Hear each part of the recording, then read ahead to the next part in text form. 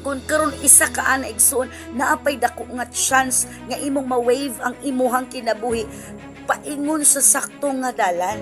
Sad reality karon nga mas daghan ang tao sa sulod sa diskuhan, daghan ang tao sa sulod sa concert, daghan ang tao sa sulod sa gambling house, cockpit arena sa mga sabungan kaysa sa sulod sa simbahan.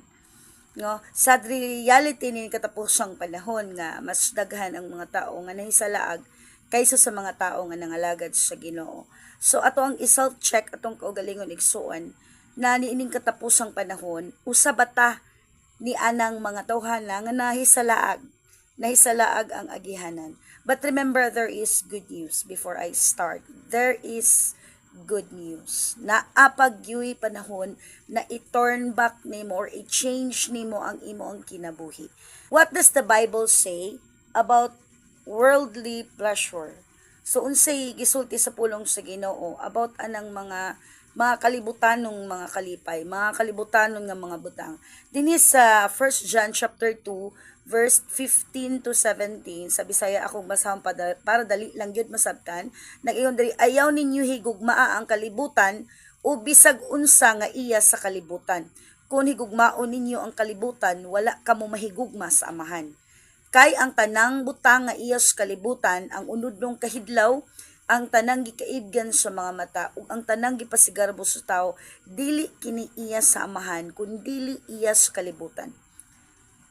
Ang kalibutan ug ang tanan nga anaa niining gikaibgan sa mga tao, mga hanaw, apan ang magbuhat sa kabubuton sa Dios magpabiling buhi hangtod sa kahangturan. So mauna ang gisultis pulong sa Ginoo. Dili sa verse 15 nagingon diri, ayaw ninyo higugmaa ang kalibutan o bisag unsa nga iya sa kalibutan. Ning katapusang panahon igsoon, mas daghan ang lovers of pleasure, mga tao nga nahigugma sa mga unod-nun nga kalipay, lovers of money. Daghan ang mga tao ning katapusang panahon nga mas gitagaan nila dako nga gugma ang kwarta. Yes, kwarta is important to everyone, but dili natutugutan nga mas dako ang ato ang gugma sa kwarta kaysa Ginoo. No, another is lovers of self. No, mas gitagaan natog dako nga pagigugma nga atong kaugalingon kaysa sa Ginoo. No, so dili gyud na siya mao. Sa Bible nag-ingon si bisan kinsa nga nahigugma sa iyang kaugalingon, no, mas giuna niya iyang kaugalingon paghigugma igsoon kawad-an hinuon ug kinabuhi, no, pero si bisan kinsa nga andam, no, andam nga itahan ang iyang kinabuhi para diha sa Ginoo makakita ug makakaplag og kinabuhi. So mga igsuon